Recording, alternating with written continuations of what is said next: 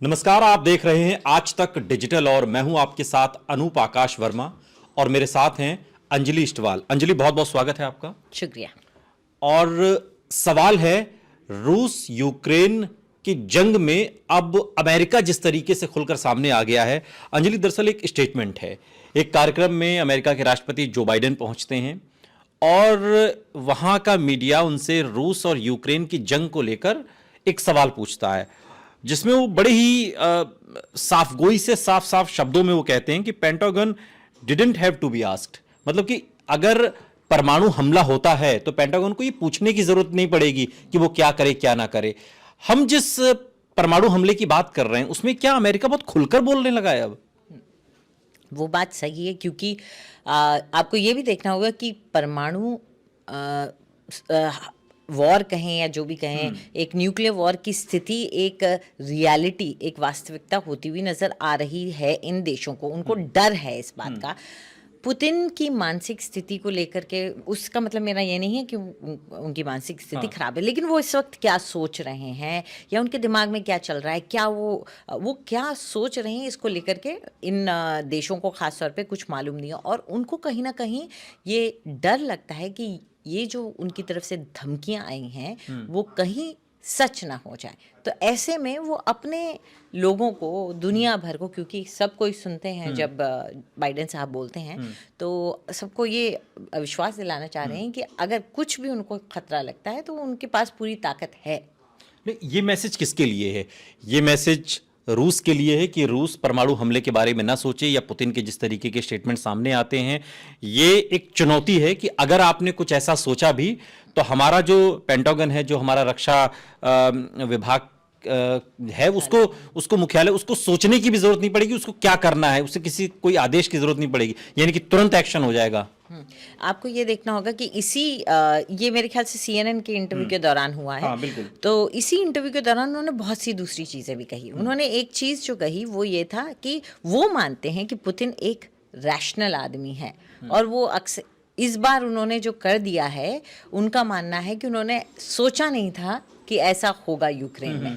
तो उनकी बातों से ये लगता है कि और उन्होंने ये बात भी कही, उन्होंने कहा कि लेकिन न्यूक्लियर वॉर के बारे में इस तरह से बात करना पुतिन सही नहीं कर रहे हैं। तो वो, मेरा ये मानना है कि वो इशारों में पुतिन को बताते रहते हैं। और दूसरी बात यह है कि ये पॉस्चरिंग तो अमेरिका और रूस के बीच में हमेशा से चलती है। ये मैसेज पुतिन को है या ये पुश किया जा रहा है ज़ेलेंस्की को, ये यूक्रेन को ही पुश किया जा रहा है कि तुम परेशान मत हो, हम तुम्हारे साथ खड़े हैं, अगर आंख भी दिखाई परमाणु हथियार की तो हम खड़े, हम सोचेंगे भी नहीं हमें क्या करना है।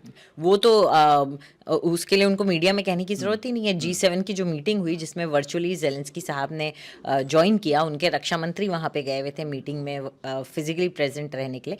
उस मीटिंग में खास तौर पर अमेरिका और जर्मनी की तरफ से ये कह दिया गया है कि आप लड़ते रहिए, आपको हथियार हम देंगे, आपके एयर डिफेंस सिस्टम हम देंगे, तो आपको पूरा सपोर्ट हम देंगे। और नेटो ने बाहर निकल के यही कहा, नेटो ने भी एक प्रेस को ये बात कही कि हम जब तक ज़रूरत है तब तक उनके साथ खड़े हैं। लेकिन एक रेड लाइन की बात तो आएगी ना, कि वो रेड लाइन क्या होगी अमेरिका के लिए भी, नेटो के लिए भी, कि रूस कितना अटैक कर दे, क्योंकि हाल के दिनों में ये हमले बढ़े हैं। अभी आप देखिए कीव में, देखिए खार्किव में, देखिए हमले बढ़े हैं। तो वो रेड लाइन क्या होगी, ये सवाल भी जो बाइडेन से पूछा गया, और उन्होंने कहा कि इस पर अभी कुछ भी कहना एक तरीके से गैर जिम्मेदाराना होगा। The red line is always a thin red line, यानी कि बहुत पतली एक रेड लाइन होती है। देखिए, अभी जो भी बात है न्यूक्लियर वॉर की, वो मीडिया में ही ज़्यादा है। पुतिन ने भी अपना जो कहा, वो छाती सीना ठोकने वाला जो एक टिपिकल जेस्चर होता है, चेस्ट पफिंग होती है, सेबर रैटलिंग होती है, वो पुतिन ने भी की। वहीं दूसरी तरफ से अमेरिका की तरफ से भी की जा रही है। नेटो भी अपनी तरफ से बयान जारी करता रहता है। तो ये ज़ेलेंस्की साहब के भी तेवर कोई कम नहीं है। तो ये सब जो है मीडिया में इस बारे में बयानबाजी करते रहते हैं, क्योंकि ये मॉडर्न एज है। ये वॉर सिर्फ ग्राउंड पे नहीं लड़ा जा रहा है, ये वॉर मीडिया में भी लड़ा जा रहा है, सोशल मीडिया पे भी लड़ा जा रहा है। तो ये उसी के हिसाब से इंडोनेशिया में जो G20 होना है, जो मीटिंग होनी है, उसमें पुतिन से जो बाइडेन की मुलाकात की संभावना, हालांकि ये सवाल भी उनसे पूछा गया और उन्होंने इस सवाल को एक तरीके से उनके पास कोई वजह नहीं है मिलने की, लेकिन उन्होंने चूंकि एक बात कही और वो ग्रिनर के संबंध में कही है, जो कि अमेरिका के बास्केटबॉल के प्लेयर हैं जो 9 साल की वहां पर सजा काट रहे हैं, उस बारे में बात होगी। वो रूस यूक्रेन के बारे में खुलकर नहीं बोल रहे हैं कि अगर हमारी G20 मुलाकात होती है तो इस पर मैं कुछ मैसेज दूंगा। जैसे मसलन पीएम मोदी ने कहा कि भाई जो हाल की मुलाकात हुई थी कि युद्ध कोई समस्या का समाधान नहीं है, आज की सदी में युद्ध नहीं हो सकता। ये बात बाइडेन नहीं कहते। नहीं, तो वो उन्होंने क्लियरली कहा कि भाई ये देखिए, ये बड़ी सीधी सी बात है, ये नहीं मुझसे बात करेंगे तो मैं क्यों करूं, वो वाली बात है ना। उनका कहना है कि अगर वो आते हैं मेरे से पूछते मैं हैं, गिनर के बारे में तो बात करूंगा, हाँ, लेकिन अगर वो मुझसे आके कहते हैं कि जो प्लेयर हैं, बास्केटबॉल प्लेयर हैं, वो उनको एक्चुअली मैरिजुआना के केस है, वो अब पेन के लिए लेती थी और वो वहाँ पकड़ी गई। वो कहती हैं कि मुझे पता नहीं था कि यहाँ पे ऐसे सख्त लॉ है। खैर, वो वहाँ पे जेल में बंद है और उनका काफ़ी मीडिया में आया है। तो उन्होंने कहा उनके बारे में मैं बात कर लूँगा अगर वो मेरे पास आके बोलते हैं, लेकिन मैं उनसे कोई अलग से जाकर के कोई वार्ता नहीं करने वाला हूँ G20 में। ये बात क्लियर उन्होंने कही है। तो इतना आप एक्सपेक्ट कर सकते हैं कि G20 में यूक्रेन को लेकर के तो कोई बातचीत इनके बीच में नहीं होने वाली। लेकिन एक बात है जो बाइडेन पूरी मजबूती के साथ और पूरे दमखम के साथ कहते हैं, वो ये कहते हैं कि दरअसल रूस यूक्रेन की इस जंग में रूस ने युद्ध अपराध किया है। और आप जानती हैं युद्ध अपराध अपने आप में एक परिभाषित शब्द है। क्या वाकई युद्ध अपराध एक बड़ी वजह है जो इस तल्खी को और बढ़ा रही है जो बाइडेन के एंगल से? देखिए, ये बात तो पुतिन नहीं मानते, हालांकि ये बात कहना है अमेरिका का, ये बात कहना है नेटो का कि ये जो हो रहा है वो वॉर क्राइम्स हैं। और उनका कहना है कि यूएन चार्टर के खिलाफ हो रहा है, जो लड़ाई हो रही है वो इलीगल है, बिल्कुल गलत है। और ये बात बहुत पुरजोर तरीके से ये कहते आ रहे हैं, चाहे वो अमेरिका हो या नेटो के देश हों। और ऑफ कोर्स आपके ज़ेलेंस्की साहब और यूक्रेन, ये सब यूक्रेन के साथ जो भी खड़ा है वो इस बात को कहता आ रहा है। पुतिन जाहिर तौर पर, क्योंकि वो दूसरी तरफ हैं, तो वो इस बात को नहीं मानेंगे। लेकिन अमेरिका के लिए एक बड़े भाई या बिग ब्रदर का अगर रोल अपनाना है और उनको पूरे दुनिया में अपनी छड़ी चलानी है, एक जो बादशाहत है वो काम, वो उसको पुलिसमैन इंटरनेशनल पुलिसमैन उनको बनना है, तो उसके लिए उनको यही चीजें उठानी होंगी ना। अदरवाइज सब यही बोलेंगे कि आपको क्या लेना देना। पर अमेरिका एक मॉरल रिस्पॉन्सिबिलिटी ले लेता है इन चीजों। G7 के जो देश हैं, क्या उनका दबाव भी इसमें काम करेगा पुतिन के ऊपर? चूंकि आफ्टरऑल चूंकि बात न्यूक्लियर अटैक की हो रही है ना, धमकी सी की दी जा रही है। अब जो चेहरा है वो न्यूक्लियर अटैक के नकाब को ओढ़कर अपनी बातें कही जा रही हैं, चाहे वो पुतिन हो चाहे वो जो बाइडेन हो। क्या G7 के जो देश हैं उन देशों की चेतावनी जो है वो भी पुतिन पर कुछ असर आपको लग रहा है डालेगी? मुझे नहीं लगता, अगर करना होता तो पहले कर चुकी होती। पुतिन के ऊपर अगर कोई चीज़ असर डालेगी तो वो उनका डोमेस्टिक सिचुएशन है, यानी कि रशिया के अंदर लोग उनके इस वॉर को किस तरीके से देखते हैं। कुछ हार्डलाइनर्स हैं रशिया में जो कि ये मानने लगे हैं कि पुतिन, जिस तरह से उनको कुछ हार का सामना करना पड़ा कुछ इलाकों में, और यूक्रेन, उनको ये लगने लगा कि पुतिन कमज़ोर पड़ रहे हैं। पुतिन ने अभी अभी अपना 70वां बर्थडे बनाया है, 70वां, हाँ 70वां, हाँ। उनकी उम्र भी हो चली है। ऐसे में उनको कुछ हार्डलाइनर्स ने इस नज़रिए से देखना शुरू किया कि वो कमज़ोर पड़ रहे हैं। तो पुतिन के लिए वो ज़्यादा मैटर करता है कि उनके लोग उन्हें कैसे देखें। अच्छा, युद्ध, चूंकि बहुत सारे लोग ये भी जानना चाहते हैं, और युद्ध के इरिटेशन के लेवल पर भी पहुंच रहा है ये पुतिन के एंगल से? युद्ध के इरिटेशन मतलब युद्ध क्या इरिटेशन के लेवल पर भी आ गया? चूंकि पुतिन की आप उम्र की बात कर रही हैं, आप उनकी तमाम बातें कर रही हैं, तो क्या उनके लेवल पर अब एक इरिटेशन का भी लेवल क्रॉस हो रहा है क्या इस युद्ध से? वो तो वो जिसे कहते हैं ना, तिलमिलाए हुए हैं। वही तिलमिलाहट की बात कर रहा हूं तौर पर तब से जब से उनको कुछ इलाकों में यूक्रेन की सेना ने पीछे ही नहीं खदेड़ा। अगर आप अभी जो ब्रिज टूटा है, वो एक तरीके से रूस की पहचान, और वहां पर यूक्रेन का वोट है। इससे ज्यादा क्या तिलमिलाहट आ गई है पुतिन में? बिल्कुल, क्योंकि जब वो ब्रिज बनाया गया था, पुतिन खुद उसके ऊपर ट्रक चला के ले गए थे उसका उद्घाटन करने के लिए। और दूसरी बात ये कि जिस तरीके से पीछे खींचा, धक्का मारा गया है और काफ़ी नुकसान पहुंचा है। अगर आप इंटरनेशनल मीडिया में जो आती हैं रिपोर्ट्स उनको देखें, बहुत ज़्यादा नुकसान पड़ा है। वहाँ पे कहीं जगह पे ऐसा है कि जैसे खार्किव जैसे इलाकों में कि बॉडी पड़ी हुई है और वो छोड़ के चले गए हैं रशियन सोल्जर की।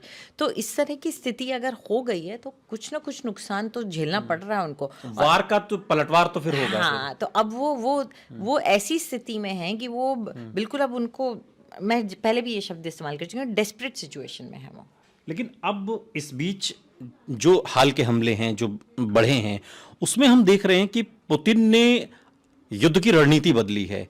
अब वो उसके ऊर्जा ठिकानों पर अटैक कर रहे हैं। यूक्रेन के 30% एनर्जी प्लांट को तबाह कर दिया गया। क्या थोड़ी सी तैयारी बदली है, प्लानिंग बदली है, रणनीति पर बदलाव आया जब ये कई महीने बीत गए युद्ध के पुतिन की ओर से? न सिर्फ एनर्जी, उनका यही कहना था, पुतिन ने ये क्लेम किया था कि वो इंफ्रास्ट्रक्चर को, की इंफ्रास्ट्रक्चर, एनर्जी इंफ्रास्ट्रक्चर को टारगेट कर रहे हैं। लेकिन यूक्रेन से जिस तरह की तस्वीरें आई उससे पता चला कि सिर्फ एनर्जी और एनर्जी इंफ्रास्ट्रक्चर को ही नहीं टारगेट किया गया। पर हाँ, उन लोगों ने इतना, मेरे ख्याल से 11 ऐसे अलग अलग एनर्जी इंफ्रास्ट्रक्चर है जिनको टारगेट किया गया, जिससे कई इलाकों में अंधेरा छा गया था। लेकिन सच्ची बात यह है कि पुतिन इस वक्त उन पर भी वार कर रहे हैं, सिटी के सेंटर पर भी वार कर रहे हैं, रोड के इंटरसेक्शन पे भी वार कर रहे हैं, बच्चों के पार्क पे भी वार कर रहे हैं। लेकिन 24 फरवरी 2022 को अंजलि, जब ये युद्ध शुरू हुआ तब इसे स्पेशल ऑपरेशन नाम दिया गया था। आज जब हम आपसे बात कर रहे हैं, आज ये युद्ध क्या है? ये तो स्पेशल ऑपरेशन तो नहीं लगता? युद्ध ही है, वॉर है, फुल फ्लेजेड ओपन वॉर है पूरा। इससे ज्यादा बड़ा युद्ध क्या हो सकता है? आपने सिविलियन पॉपुलेशन को मरते हुए अब देखना शुरू कर दिया है। इससे बड़ा अपार्टमेंट कॉम्प्लेक्स पे वो टूटे हुए नजर आ रहे हैं, बीच सड़क में राजधानी के एक बड़ा गड्ढा हो गया है। तो इससे बड़ा तो कोई युद्ध हो नहीं सकता। बार बार कहा जा रहा है कि जो स्ट्रेट ब्रिज पर हमला यूक्रेन ने किया, इसने क्या साइकोलॉजिकली पुतिन को डैमेज किया है? क्योंकि उम्मीद नहीं थी पुतिन को इतने बड़े अटैक की। उनको डैमेज किया हो या नहीं, बट उनको साइकोलॉजिकली, मनोवैज्ञानिक तौर पर क्या तोड़ दिया है? तोड़ा नहीं, उनको उकसा दिया एक तरीके से।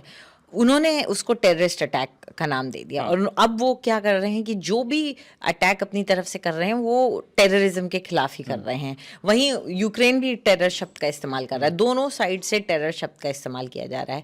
तो अब दोनों जस्टिफाई कर रहे हैं अपनी जो भी वो कदम उठा रहे हैं। लेकिन हाँ, उस ब्रिज के टूटना वो उनको खास तौर पर, उनको पर्सनली भी, क्योंकि उनका बनाया हुआ था, उनकी एक पेट प्रोजेक्ट था, तो उनके लिए एक बड़ा झटका था। बिल्कुल। लेकिन जो रूस की अब सेना में जो नए कमांडर आए हैं उनको लेकर भी ये कहा जा रहा है अंजलि कि अब जो ये नई जो कमान सौंपी गई है पुतिन की तरफ से, और काफी खतरनाक जनरल बताया जाता है, अब लग रहा है युद्ध और खतरनाक हो सकता है। और हो गया, हमने देखा ही, उनके कमान संभालते ही हमने देख लिया क्या हुआ। साथ ही में रूस की तरफ से ये फेरबदल किए गए कुछ वक्त तक, कि अब ये जनरल साहब नहीं परफॉर्म कर पा रहे तो इनको ले आइए। इस तरह के पैतरे बदलने की कोशिश की जा रही है। लेकिन रूस, उसकी वजह यह है कि अगर आप स्ट्रेटेजिकली देख लें तो इस वक्त यूक्रेन कई इलाकों में आगे बढ़ता हुआ नजर आ रहा है। तो जैसे कि मैं पढ़ रही थी कहीं पे, तो एक आर्म सोल्जर यूक्रेन का कहता है कि war is not one by might and arms only, it's one by strategy. कि सिर्फ आपके पास हथियार हैं या आपके पास ज्यादा लोग हैं, इससे आप नहीं जीतते हैं, आप स्ट्रैटेजी से जीतते हैं। अब उसके कहने का ये मतलब था कि यूक्रेन के पास स्ट्रैटेजी है, जिसका हम नहीं जानते कि है कि नहीं। हाँ, लेकिन चूंकि जब हम तौल रहे हैं उसे बल से, ताकत से जो दिखाई देती है, तो उसमें रूस भारी डे वन से नजर आता है। लेकिन हम देख रहे हैं कि यूक्रेन एक टस से मस होने को तैयार नहीं, वो बराबर अटैक कर रहा है, बराबर जवाब दे रहा है। और आज की तारीख में जब हम बात कर रहे हैं तो ये भी लगता है अंजलि, कहीं ना कहीं हठधर्मी है यूक्रेन भी, वो भी उस टेबल पर नहीं आना चाहता। सही बात आप कह रहे हैं। और देखिए, बाइडेन साहब ने भी वही बोला ना, उन्होंने कहा कि रूस को लगा था कि वो जाएगा और खुले हाथों के साथ, खुले आर्म्स के साथ, ओपन आर्म्स के साथ उनको वेलकम किया जाएगा और वो यूक्रेन में आ जाएंगे। लेकिन अमेरिका जैसे बड़े देश की जब बात होती है तो हम इस भूमिका में अमेरिका को क्यों नहीं देखते कि इतना बड़ा एक युद्ध हो रहा है। जो बात पीएम मोदी कह सकते हैं कि भाई युद्ध तो कोई अच्छी भली बात नहीं है आज की सदी में, अमेरिका इस तरह की बातें क्यों नहीं करता? अमेरिका ये बात क्यों करता है कि भाई अगर आपने अटैक किया तो फिर हम भी तैयार हैं, हमें पूछने की जरूरत नहीं पड़ेगी हमारे पेंटागन को, और हम भी उस तरीके से अटैक कर देंगे। हम अमेरिका से क्या ये उम्मीद न रखें? ये बात है, या अमेरिका से ये उम्मीद रखनी ही नहीं चाहिए? हथियार बेचता है तो युद्ध होगा, तभी तो धंधा फलेगा फूलेगा। क्योंकि यहाँ पे अमेरिका जो है वो एक नैरेटिव के साथ काम कर रहा है, विक्टिम और एग्रेसर का, कि यहाँ कोई एक शख्स है जो कि विक्टिम है और दूसरा जो है वो एग्रेसर है। जबकि भारत जो है वो इस तरीके से इस नज़रिए और इस नैरेटिव को नहीं सपोर्ट करता, वो ये कभी शब्द इस्तेमाल नहीं करता। तो ऐसे में भारत बात कहता है कि आप आपस में दो, जैसे प्लेग्राउंड की लड़ाई होती है कि आप आके बैठ के बातचीत कीजिए, वहीं अमेरिका इसको दूसरे नज़रिए से देखता है। वो ये देखता है कि रशिया जो भी कर रहा है वो गलत है और वो एक छोटे देश को का दमन कर रहा है, तो इसलिए वो बातचीत की बात ज़्यादा नहीं करता। और दूसरी बात, वो अब तो वहाँ ये जो G7 देश की मीटिंग हुई उसके बाद ये बात हुई कि अब सब अपने अपने आर्म्स एंड आर्मामेंट की प्रोडक्शन को बढ़ाइए, उत्पादन बढ़ाइए, ताकि हम उनको बेच सकें। तो अब तो ये बात हो रही है वहाँ। नहीं तो यही तो है, देखिए जो भी बड़े 5-6 मुल्क हैं जो हथियार बनाते हैं और बेचते हैं, वहां से तो कहीं से कोई शांति की अपील कहीं किसी कोने से नहीं है ना, कोई भी बड़ा देश हो। तो ये एक बड़ी वजह ये भी है कि युद्ध होते रहेंगे, जंग होती रहेगी, तनाव बना रहेगा, तो कारोबार भी चलता रहेगा हथियारों का। लेकिन अभी जो है, अभी एड के तौर पे जा रहा है, तो क्योंकि यूक्रेन के पास पैसे देने के लिए तो है नहीं कि वो दे सकें, तो अभी हाँ ये ज़रूर है कि मान लीजिए ये हो सकता है, ये मैं ये नहीं कह रही हूँ कि मेरे पास इसके आंकड़े हैं, ये हो सकता है कि अमेरिका ने एक एड दी कि आप के लिए ये है आर्मामेंट्स के लिए, उस पैसे से यूक्रेन ने खरीदा मान लीजिए जर्मनी से या किसी और कंट्री से आर्मामेंट और खरीद लिया, तो हाँ एक एक्सचेंज और एक इकोनॉमी बनी रहेगी। पर मुझे पता नहीं कि ये ऐसा हुआ या नहीं हुआ, मैं ऐसा कुछ मैं कह रही हूँ एक पॉसिबिलिटी है कि आपने एक से पैसा लिया और उस पैसे से लेके आपने दूसरे से उसका वो रॉकेट खरीद लिया, तो ये हो सकता है एक तरीके, इसको वॉर इकोनॉमी कहते हैं, वो चलती रहेगी। बिल्कुल ये चलती रहेगी, लेकिन युद्ध कब थमेगा इसका इंतजार सबको है, क्योंकि आज की सदी में जो बात प्रधानमंत्री मोदी ने बहुत भली बात कही, युद्ध इस सदी की मांग नहीं है। अब ये बात यूक्रेन को समझनी है, रूस को समझनी है, और अमेरिका समझे तो और अच्छी बात है। बहुत बहुत शुक्रिया अंजलि। शुक्रिया, और लाइक और सब्सक्राइब करें आज तक को। यहाँ रुक रहे हैं, लेकिन आप कहीं जाइएगा नहीं, बने रहिए हमारे साथ, देखते रहिए आज तक डिजिटल।